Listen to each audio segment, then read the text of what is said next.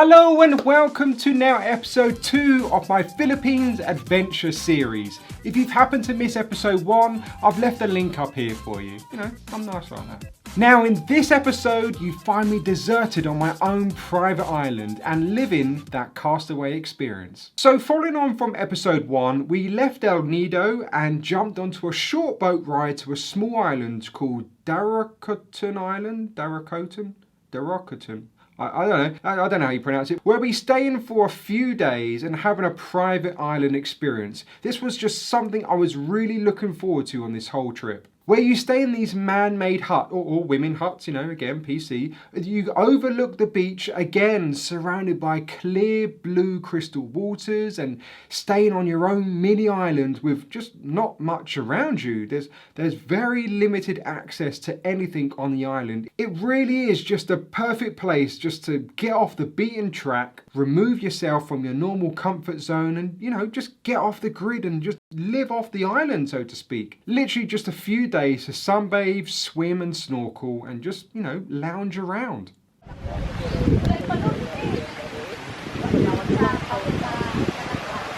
Waiting for the tints to go through.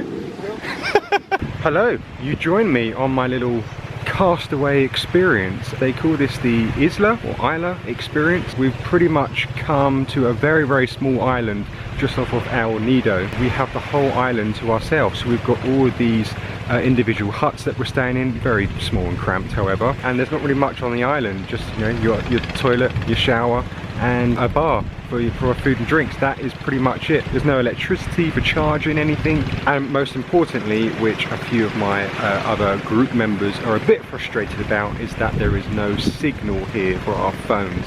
I've got just a little bit, maybe just enough for WhatsApp, but that's pretty much it. But I mean, look where we are. Why do you need? You can survive without the signal for a couple of days. It's fine. Look, this is just amazing. It literally feels like I'm on some reality show, you know, like Survivor or Castaway, you know, the film with Tom Hanks. You know, just got our own island. There's not really much here. I feel like I need to get like a dagger and start doing my own fishing and yeah, ready for the meal later on. But no, it's great. It's like the perfect kind of idyllic kind of surroundings just to relax, unwind down really. Just going to be doing a lot of sunbathing here. There's snorkeling that we'll be able to do. There's lots of coral reefs and lots of fish around that we'll be able to look at, so we'll probably do that at some point. We're here for today, tomorrow, and then we're going, I think, to Coron on the 3rd day. So yeah, it's going to be quite fun here. I think we're even going to have a little bonfire as well later on, so that'd be quite cool, just chilling out. God, this sun is so just strong and there's not really much shade here, so I'm trying to pick a great spot for you to see me here. I mean, the only negative thing is the huts that we're staying in, so they are quite small and cramped.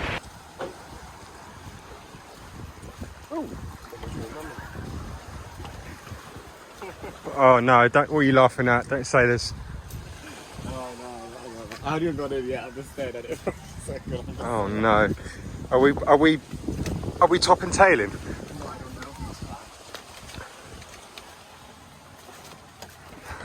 What the f? So we're sharing a bed? Wait, what? There's just one bed, right? No, there's two. Particularly as I'm sharing with someone else, you know, they're only good for, you know, jiggy, but there's no jiggy happening because I'm with a male group buddy. Yeah, it's very small. It's literally big enough to fit 2 small beds in. We're not going to be keeping our bags in. We're going to keep them outside. No one else is staying on the island. It's just us, so no one is exactly going to steal my belongings. So I'm just going to, yeah, leave my stuff outside, just on the beach really. This does, however, look like a very bad location for mosquitoes and bitey things and little insects. So yeah, we've seen quite a few ants knocking around and there's a lot of flies constantly buzzing on my legs. We've got mosquito nets. Hopefully they do the job for this evening, but again, taking all that negative stuff aside, just look where I am really. I am on my own castaway private island experience. That sentence doesn't really make sense, but you get what I mean. I'm standing Now you have to die. And I fought so long, it's time for me to come home. Yes, I'm on my way.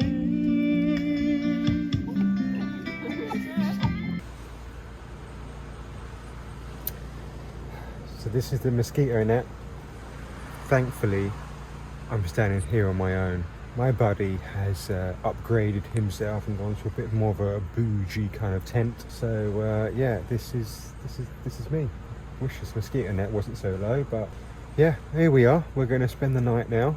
I mean, I'm really knackered, so I think I'm going to easily go to sleep. But yeah, let's see how our first night experience goes. God bless. Good morning, Vietnam! I mean, Philippines! This is what you get to wake up to every morning. Just look at it, it's just beautiful. Sorry, I don't know what came over me there. That morning after breakfast, we did one of the cool things you get to do here. Swim out to sea and explore around a sunken Spanish ship from hundreds of years ago.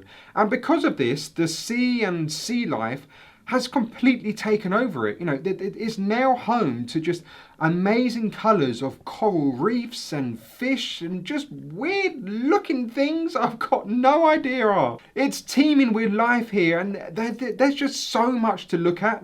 There's just this complete ecosystem which has been created, and you can still see the structure of the ship underneath it all. You know, thankfully it was still there, because you know, there's just nowhere to rest here. You know, the water's deep, there's no shallow pieces, you can't stand, so you know, you just stand on the edge of the ship, and it just gave us time to catch a breath back before heading back to the island. Don't you just hate it when you see loads of pictures and videos from your friends posting on social media saying that they're on holiday and they're having such a good time, they want to make you jealous, and then you get jealous because you're stuck at home working? It's just so annoying. I can't stand it when people do that.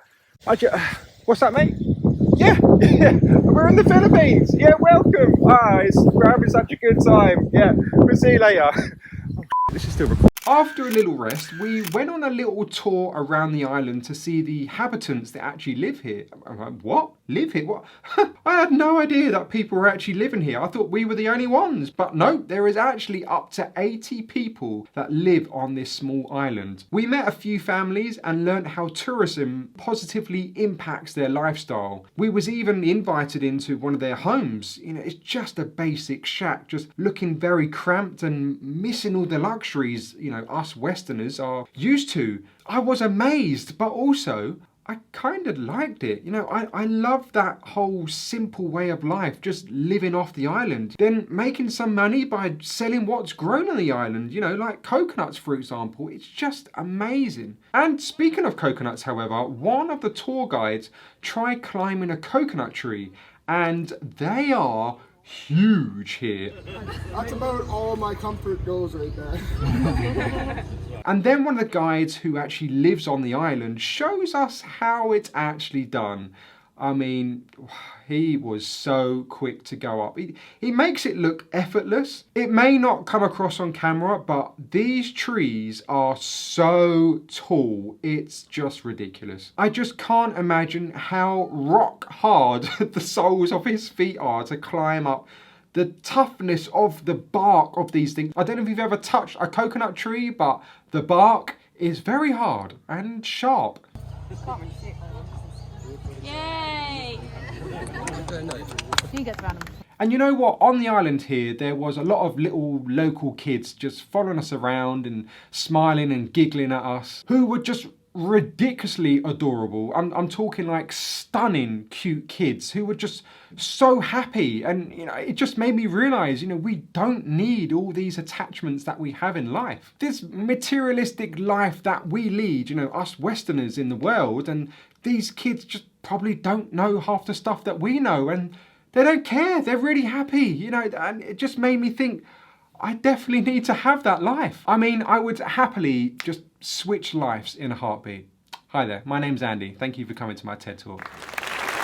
After our little tour and my philosophy realization, we had a cooking class and made the most amazing veggie spring rolls I think I've ever had, you know, and also amongst other Filipino dishes.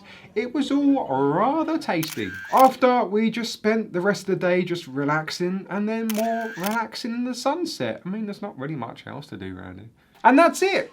That is the end of my castaway experience, and more importantly, the end of episode 2. In the next episode, you can look forward to me doing tons of snorkeling activities in Coron and Moalboal, where I swim in huge lagoons, swim with turtles, and swim with millions and millions of sardines. It really is a spectacular event to be a part of. Well, thanks so much for sticking to the end if you have so far, and like before, if you have any questions so far on my Philippines trip, just let us know down below and I will get back to you. Anyway, thanks so much for watching again. I will see you in episode 3. Okay, bye!